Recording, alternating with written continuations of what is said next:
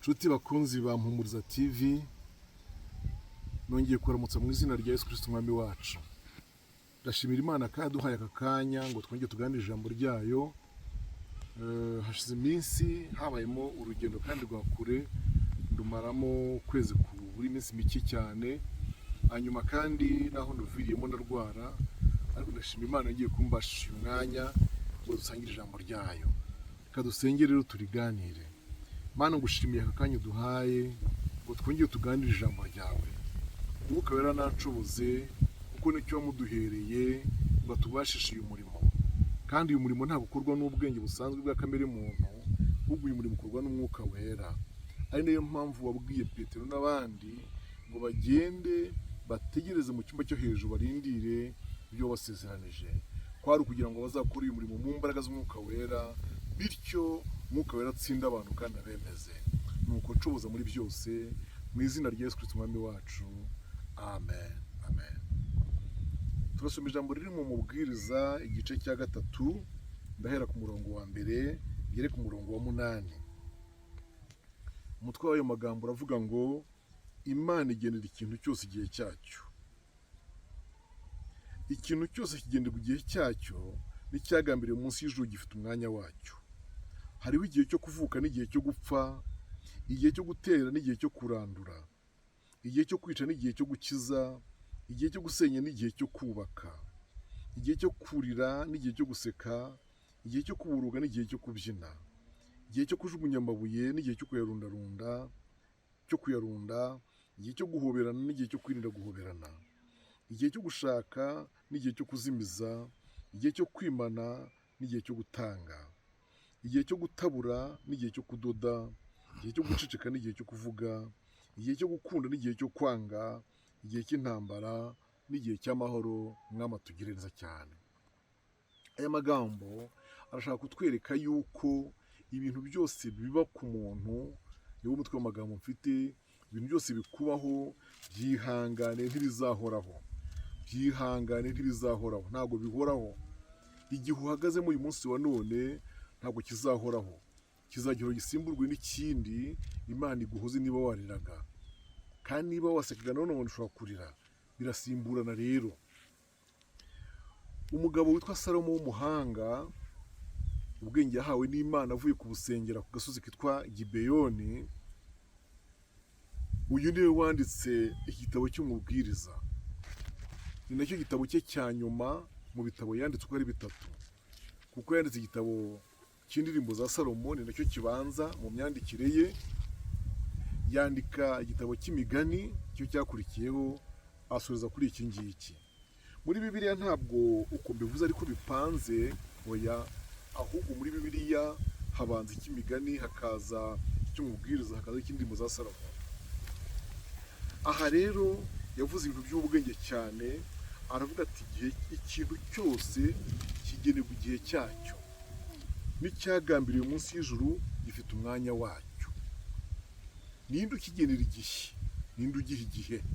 Ni Imana yo mu ijuru. Ntabwo ari wowe, si wowe, si inshuti zawe, si abavandimwe, si ababyeyi, oya. Buriya ni Imana itegeka ibihe. Uri umusore ugambiriye gushaka kandi ibyo uzashaka, ariko ntabwo umuryango wawe wagena icyo gihe. Nawe ubwawe n'akazi ukora n'umushahara n'uko usevinga ubika ntabwo byagenda icyo gihe. Ashwi, uri umukobwa ukeneye gushaka ukubaka urugo, ariko mubwira ukuri ko ari wowe, si wowe wapanga icyo gihe. Ababyeyi bawe ba bandi bose bakwakiserera biguhatira cyane, bavuga ko igihe kigeze, bavuga ngo ureze, burya ntabwo ari bo bakugenera igihe. Igihe cy'ibintu byose kiri mu maboko y'Imana. Imana ishimwe cyane. Kwiga, gutsinda, kurangiza biri mu maboko y'Imana. Kubaka inzu ukavuga uti nanjye mve mu bukode, biri mu maboko y'Imana. Ushobora kubigambirira, ukabitekereza, ukaguza, ariko bikanga pe, kuko byose biri mu maboko y'Imana. Icyagambiriwe cyose munsi y'ijuru gifite umwanya wacyo n'igihe cyacyo. Hari igihe cyo kuvuka n'igihe cyo gupfa. Reka mpera aho ngaho. Igihe cyo kuvuka n'igihe cyo gupfa. Iri jambo rikwiriye kutwubakamo ikintu mu buzima kitubwira ngo uwavutse wese afite n'igihe azapfira, tukabyakira, twapfusha tukamenya ngo ni igihe cye. Nawe ubwawe ukagenda ubizi ngo ndiho yego, ubwo navutse buriya mfite n'igihe nzapfira. Ibyo byakwigisha guhora witeguye, ukabana amahoro n'abantu bose, ukabaho nta mugayo ufite, ku buryo ugiye utasiga inkuru mbi imusozi. Niko umuhanzi umwe yaririmbye ngo waba usize inkuru cy'imusozi uramutse ugiye. Yaravuze kandi Salomo ngo hariho igihe cyo gutera n'igihe cyo kurandura ibikuri. Ibikuri ni biriya bintu bisigara mu murima iyo batemye amasaka. Hari igihe kibaho nyine abantu bagatera, icyo gihe iyo kirangiye no gutera kuba kurangiye, hagasigara kuzarandura bya bikuri nyine. Niyo mpamvu ihinga ryose mubona rigira igihembwe cyaryo. Mu buryo bw'umwuka bifite ibisobanuro buriya, kuko umurimo wo guhinga burya ushushanywa, kubiba bishushanywa no gukorera Imana, gukora ibyiza ngo nawe ugire ibyo uzagororerwa. Hari igihe cyo kwica n'igihe cyo gukiza, nabyo biri mu kuboko kw'Imana. Imana igakiza umuntu kandi abagambiriye kumwica babiteguye, ariko yo ikamubeshaho. Abicanyi bahari babiteguye, uburyo babushatse, baciye ibico, ariko ugasanga Imana ikubeshejeho ko atari igihe cyo kwica, ikakwimana rwose. Hari igihe cyo gusenya n'igihe cyo kubaka. Noneho ibintu Satani yamaze iminsi yubaka, Imana ikabisenya. Kandi bibaho, icyo kintu kikabaho, abantu bakakubakaho ibintu, birumvikana shebuja Satani bahagarikiye, bakakubakaho urubwa, bakakubakaho ikintu cy'isuzuguriro, ariko igihe kikazagira Imana ikabihindura, ikabisenya, kuko ari igihe cyayo. Hari igihe cyo kurira n'igihe cyo guseka. Niba muri ino minsi urimo kurira, hari ibikuriza, humura, Imana ikubika ibitwenge mwene data, humura rwose, birashoboka, humura, birashoboka, nta narenga aho ngaho. Ndaguhereka ijambo riri mu Migani, wumve, urasanga hari icyo Imana ikubikiye. Imigani ibice 14 umurongo wa 10, uwo murongo uravuga ngo umutima wiyiziho uwawo mubabaro, kandi umunezero wawo nta mushyitsi wawe ujyamo. Humura umubabaro wawe, umunsi umwe Imana izawukuvunjiramo umunezero. Uri mu gihe cy'amarira, ariko Imana izaguha ibitwenge useke mu izina rya Yesu Kristo. Humura rero, komera, ntabwo icyo gihe nacyo kizahoraho kuri wowe. Hari igihe cyo kuboroga n'igihe cyo kubyina. Kuboroga, crying, ni ugutaka, ni ukuboroga, ni umubabaro, ni ukuboroga uribwa, ni ukuboroga urira. Hakaba n'igihe utabonye uburirira, ukaririra mu cyumba cyawe wenyine, amarira yawe akamenywa n'ishuka uraramo, ariko Uwiteka ajya abihindura. Haleluya! ngufitiye iyo message ivuga ngo humura, Uwiteka ashatse yashyiraho iherezo ku kubururwa kwawe, akakuzanira igihe cyiza cyo kubyina, ukaririmba indirimbo zishimye. Haleluya! ukaririmba indirimbo zishimye. Niko ijambo ry'Imana rivuga muri Hoseya ngo igikombe cya Akori kizakubera irembo ry'ibyiringiro. Imana ishimwe cyane. Hari igihe cyo kujugunya amabuye n'icyo kuyarunda. Iri jambo rirazimije, ariko ndashaka kuribasobanurira. Hari ikintu cyajyaga kibaho cyo kurunda amabuye yo kuririraho, kurunda amabuye yo gusengeraho, kurunda amabuye ameze nko gukora geste yuko ugiye gutamba ibitambo, ariko bitari ibyishimwe, ahubwo ugira ngo ugaragaze Imana kubabaye. Noneho hakaba n'igihe cyo kuzayanyanyagiza. Ayo mabuye warunze, wamaze igihe urunda, ibuye urishyira ku rindi, wereke Imana umubabaro wawe, ugasanga Imana irabihinduye, iguhaye igihe cy'iki cyo kunezerwa, cyo kuyarunda. Hari igihe cyo guhoberana n'icyo kwirinda guhoberana. Ibi ntimubyitiranye na biriya bya Covid byabaye ejo bundi tumazemo iminsi, oya, ahubwo icyo gihe kibaho. Icyo gihe kibaho, ukaba wabaho nk'umuntu wirinze abantu, atari uko wanganye, atari uko uri umupagani, oya, avuga uti kubera ibintu ndimo guhura nabyo, reka mberetse mbe ndetse byo guhoberana hari igihe kibaho umuntu akavuga se ubundi ataha ubukwe gute, ndabuvuga muri irihe jambo narabaye urw'amenyo, avuga uteka mbe nifashe. Icyo gihe kibaho ugasanga urasabwa kuba ucecetse uri ahantu, utegereje Uwiteka. Icyo gihe kibaho, urumva icyo gihe ntubonana n'abantu, ntuhoberana nabo, kandi bibaho rwose. Hari igihe cyo gushaka n'igihe cyo kuzimiza ibintu wazimije, igihe kikazagera ukabishaka kandi bikaboneka. Hakaba igihe ushatse ibintu ukabibona byarazimiye. Ibyo bihe byombi mushiki wanjye mwene data ujye ubibamo kandi ubyakire gutyo. Nimwibuke ko Petero na bagenzi be uko bari batandatu, hari ijoro bakesheje bashaka amafi bayabura, kandi bayaburira ahantu yabaga mu nyanja yarobyemo kuva yavuka. Ikikwereka yuko amafi yari arimo ni uko Yesu ababwira ati mwerekeze iburyo barayabona. Ibyo biberekeye yuko hari igihe cyo kuzimiza n'igihe cyo gushaka kandi ukaronka. Umwami adufashe cyane. Hari igihe cyo kwimana n'igihe cyo gutanga. Umubwiriza ijambo rivuze gute? Ndashaka kutwereka kimwe ne data. Ese koko igihe cyose ugira ubuntu?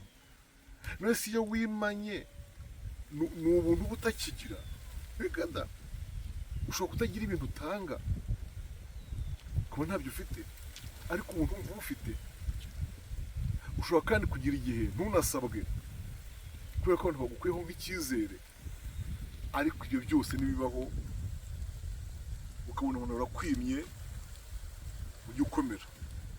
Nigeze mbwira abantu igihe kimwe nti ushobora kurwaza umwana, ukarwaza umwana kwa muganga, ukabayo ukamarayo iminsi nta muntu ukugemurira, ukaba mu bitaro nawe ubwawe urwaye, ntagire umuntu ukugeraho muwo muririmbana muri korali, mu nshuti zawe ntihagire abantu baza, muwo mwiganye, muwo mungana, abagutahiye ubukwe ntibahagere, ba bandi bose mvuga ari inshuti z'imbere ukaba ntibahageze. Ujye umenya ko icyo ari igihe cyo kwimana. Abantu nyine bakwimye nyine, ntawe ukwitayeho muri iyo minsi. Ubwo no guhobera numva ntibirimo. Ni icyo cyo umubwiza yandikiye amagambo yagira ngo umuntu wese ajye amenya guhagarara mu gihe agezemo kandi kimugezeho. Bivuze amagambo abiri, igihe ugezemo kandi kikugezeho. Jya umenya uko ugihagararamo mwene data, ntugatahe wivuma umunsi wavutseho ngo tuke abantu bose, wumva abantu bose barabaye abapagani. Oya, abantu baracyari abakristo, ahubwo ni igihe wahuye nacyo cyitwa kudahabwa, kuko ari igihe cyo kudatanga. Nyamara ikigutangaza, ikizakwereka yuko ari igihe wahuye nacyo, nuko nubwo ubona abantu bakwimye batakugezeho, ariko hari abo bahaye. Buri ugiye ugakora ubushakashatsi, ndavuga uvuye mu bitaro, wasanga ba bantu ugaya hari abantu bagemuriye, wasanga ba bantu bako bakwimye hari abo bafunguriye kandi barariye barahaga. Ibyo bikwerekeye yuko icyo gihe kibaho. Rero sajya ngo iyi Imana uyibwira ngo ikintu kindi kindagikeneye, ukabona ntabwo gikemura, wajya ngo ntabyo bikemura hirya no hino. Siyo mpamvu udakwiye kujya wivovotera Imana, kuko uyivovotera urayivovotera uri umwe, ariko hari abantu nk'ijana muri province imwe uyu munsi bashimye mu rusengero, kandi bashimiye ibyo yabakoreye. Bibwira se ko ibyo yabakoreye yabikoze mbere yuko ikibazo cyawe kibaho? Oya, ahubwo wowe uri mu gihe cyo kudahabwa. Icyo gihe ujye ucyemera ucyakire, ukibe mutyo. Mwami adufashe cyane. Hari igihe cyo gutabura n'igihe cyo kudoda. Gutabura ni uguca, ni ugushishimura, ni ugutabura nyine. Icyo gihe kigiye kibaho. Iyo separation rero ni separation, ugasanga inshuti kuvuyeho, burya Imana iba yatabuye. Uwo gufasha ukabona arabihagaritse, burya Imana iba yatabuye. Uwo mwasanga ukabona arakuretse, burya Imana iba yatabuye. Rero Imana nitabura ikagira ibintu itatamura, ikagira ibintu ishimura, ikagira ibintu ishwanyaguza, jya wihangana, izagira igihe izadode, izongera igira igihe iguha izindi nshuti, cyangwa igarure n'uwo nguwo, nabyo birashoboka. Hari igihe cyo gukunda, cyo guceceka mu mbabarire, n'igihe cyo kuvuga. Kristo munteze amatwi, ndabasabye iki gihe mujye mukimenya. Mujye mumenya iki gihe cyo guceceka n'igihe cyo kuvuga, kuko hari igihe uvuga mu gihe cyo guceceka ukaba ukoze ikosa ritazibagirana imbere y'Imana, ndetse Imana ikabakubwira ati urampemukiye, urandesovye, urafiyarinze, kuko urabyishe mbese, menya ngo urabyishe, urwanye nabi, kuko iki gihe njye nashaka yuko ugicecekamo, none we wavuze, kandi muri ino minsi ndimo ndabibona abantu batazi guceceka mu gihe cyo guceceka bakavuga, hakaba n'abandi noneho baceceka bakavuze. Urugero, ngiye kubaha urugero rutari kure. Ubwoko bw'Imana bw'Abisiraheli bwazengurutse Yeriko iminsi 7 bucecetse, ariko ku munsi wa 7 bagomba kuvuga, bakavuza amakondera, bakazunguza imuri. Reba, kumara iminsi 7 utegetswe guceceka, ariko ku munsi wa 7 ukemererwa kuvuga. Nimwibuke ku nyanja hano twavuze, ku nyanja itukura Mose yabwiwe ijambo rivuga ngo babwire bireme inteko kandi baceceke. Ni ibintu bibiri, bireme inteko kandi baceceke. Kuki Imana isaba ko baceceka? Uvuga ko ari igihe cyo guceceka nyine, ariko nimwibuke bageze hakurya haravuze se yemwe, maze baranaririmbye barasakuza, kuko ifarashi n'uwihetse yabereye umuhengeri. Mwishime bene atamuhimbaza Imana. Icyo gihe ugomba kukimenya, kavuga ngo ariko ndi mu gihe kihe. Ujye ubibaza Imana ibigusobanurire, wibaze ngo nkwiye kuvuga cyangwa nceceke. Hari igihe cyo gukunda n'igihe cyo kwanga, ariko Mana yanjye, ibi bintu byose uko nabibabwiye, ijambo ry'Imana ritwereka bishobora kukubaho cyangwa bikakubamo. Ushobora gukundwa cyangwa ukangwa kubera igihe.